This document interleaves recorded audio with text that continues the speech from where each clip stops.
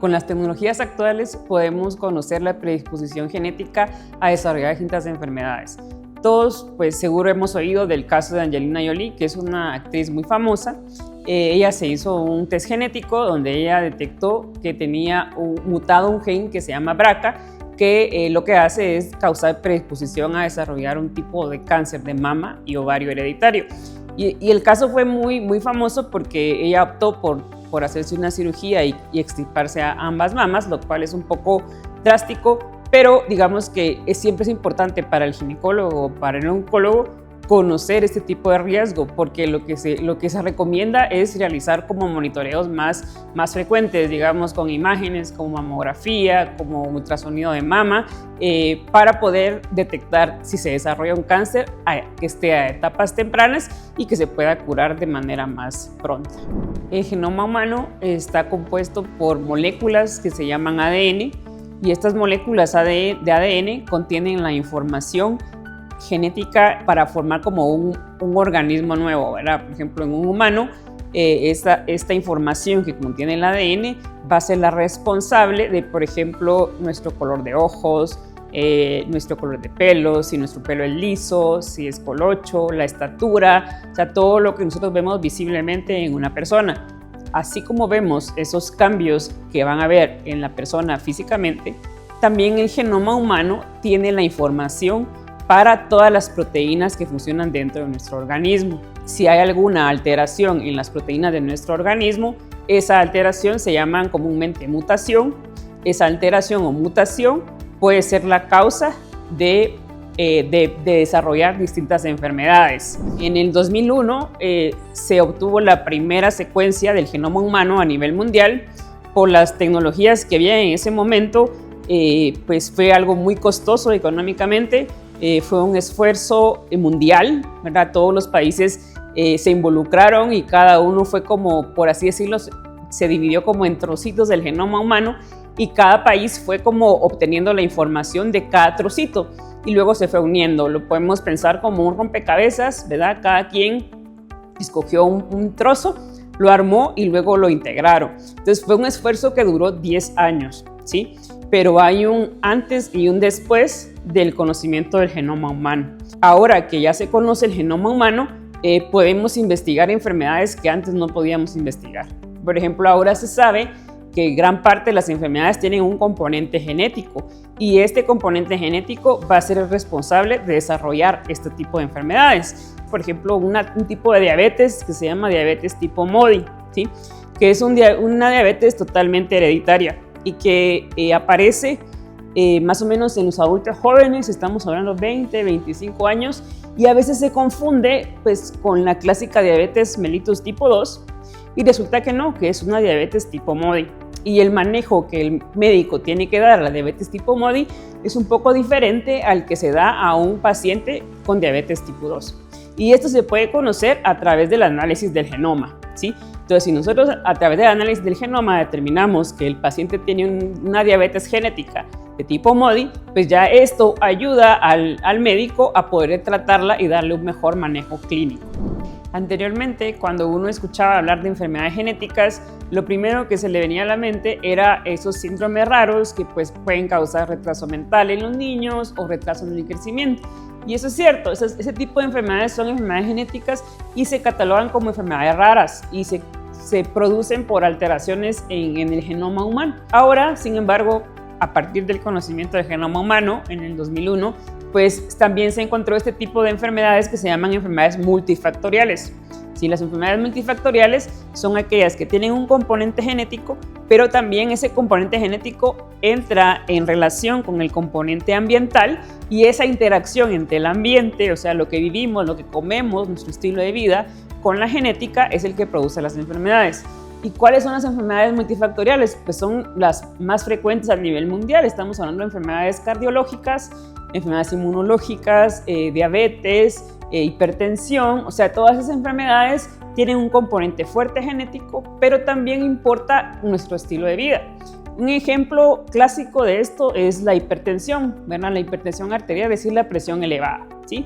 La hipertensión arterial tiene un componente genético. Entonces, por ejemplo, yo puedo tener un gen que me predispone a desarrollar hipertensión arterial. O sea, un gen que me predispone a que yo mantenga la presión alta. Algo que va a hacer que se me eleve realmente la presión es, por ejemplo, si yo tengo estilos de vida como, por ejemplo, como mucha sal, no hago ejercicio, tengo sobrepeso. Entonces, ese estilo de vida asociado a mi genética, que yo tengo predisposición a hipertensión, va a hacer eso en conjunto que yo desarrolle realmente presión elevada.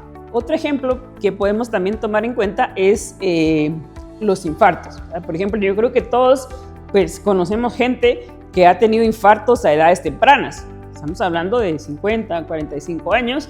Y cuando se producen infartos a edades tempranas es porque existe un fuerte componente genético. Un ejemplo clásico es aquellas personas que mantienen el colesterol elevado. A veces una persona puede mantener el colesterol elevado, pero puede ser únicamente por la comida, ¿verdad? Se come mucha grasa y así, entonces nada más empieza dieta y hace un poco de ejercicio y eso se nivela. Pero si yo con dieta y ejercicio sigo con el colesterol elevado, puede ser que yo tenga una alteración en algún gen que me hace que yo mantenga los niveles elevados de colesterol. Y esto yo lo puedo determinar por un test genético o genómico. Entonces, si yo determino, si el médico determina que yo tengo predisposición a elevar el colesterol de manera genética, pues lo que va a hacer es dejarme algún medicamento para disminuir mis niveles de colesterol y de esa manera evitar que yo desarrolle un infarto de manera temprana. Otro ejemplo del que podemos hablar es la predisposición a desarrollar Alzheimer. Por ejemplo, pacientes que desarrollan Alzheimer a edades tempranas, o sea, el Alzheimer es una enfermedad de adulto mayor. Pero si ustedes conocen a una persona que ha desarrollado Alzheimer a edades tempranas, estamos hablando de 50, 60 años, posiblemente sea porque el paciente tiene predisposición genética a desarrollar Alzheimer. ¿Y cómo puedo saber yo esto? Mediante los test genéticos y genómicos. ¿Y para qué nos puede servir? Bueno, realmente el paciente que ha desarrollado Alzheimer, pues ya se puede hacer poco, pero el que los familiares conozcan quiénes tienen predisposición a Alzheimer puede utilizarse de manera preventiva. Otro ejemplo que creo que tal vez es el que puede llamar más la atención es aquellos casos de personas que tienen enfermedades, tienen síntomas y no le han logrado encontrar el diagnóstico. Y resulta que pues van con un médico, van con otro, se han hecho el montón de imágenes, el montón de exámenes y el médico no logra concluir el diagnóstico del paciente.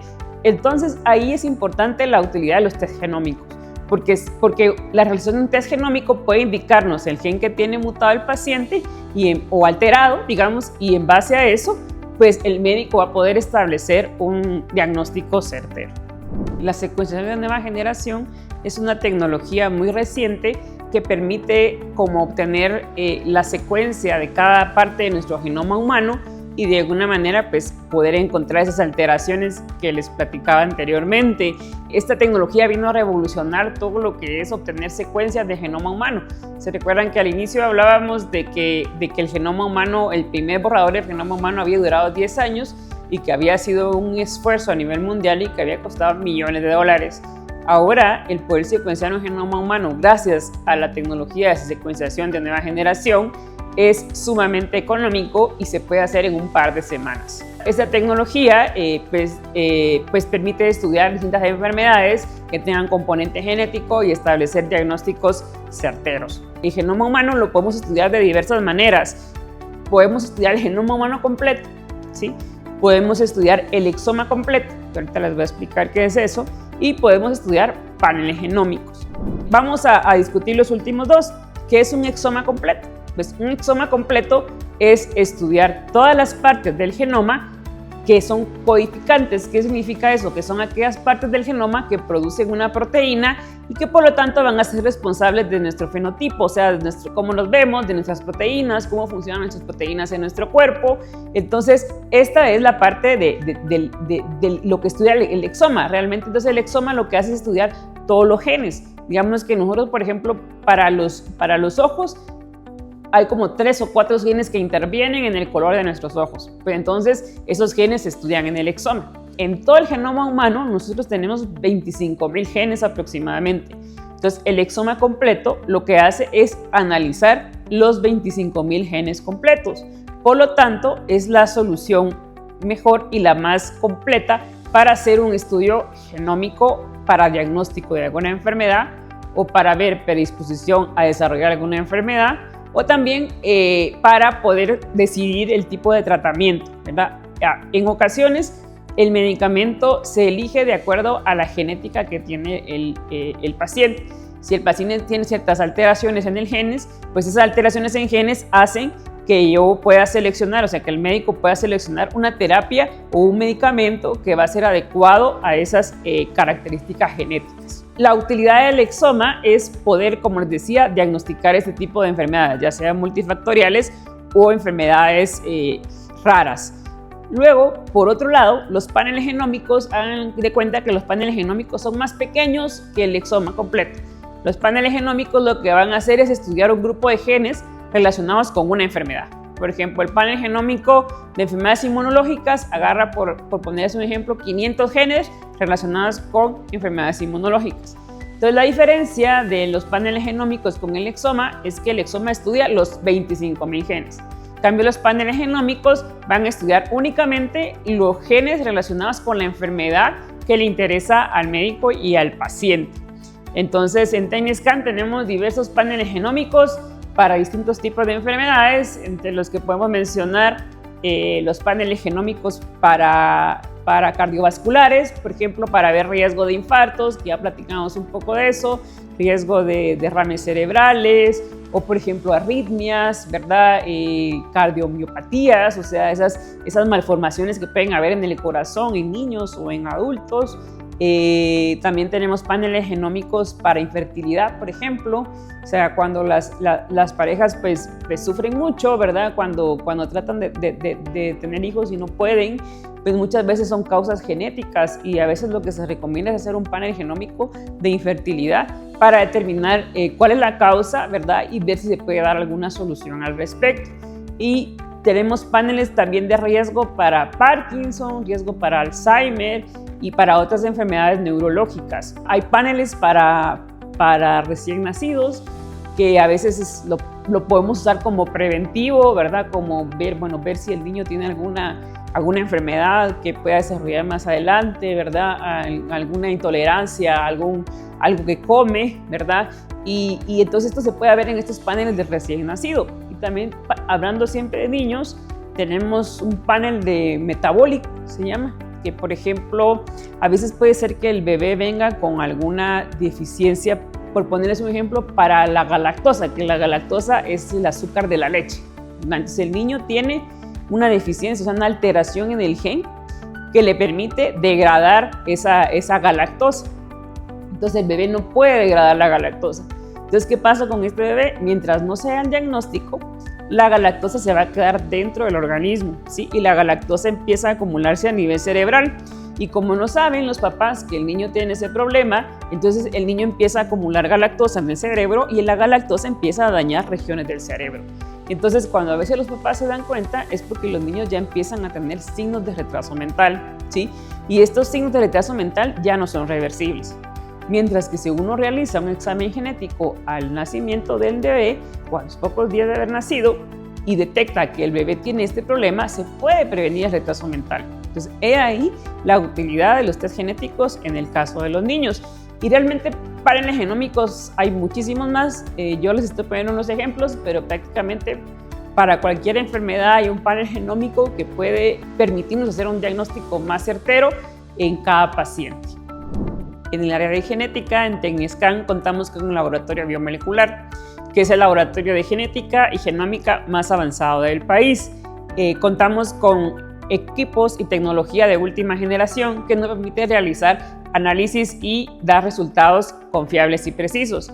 Además, contamos con profesionales altamente especializados que se han capacitado en el exterior sobre genética humana. Para mayor información, puedes consultar con tu médico o puedes llamar a TNScan al call center al 1723.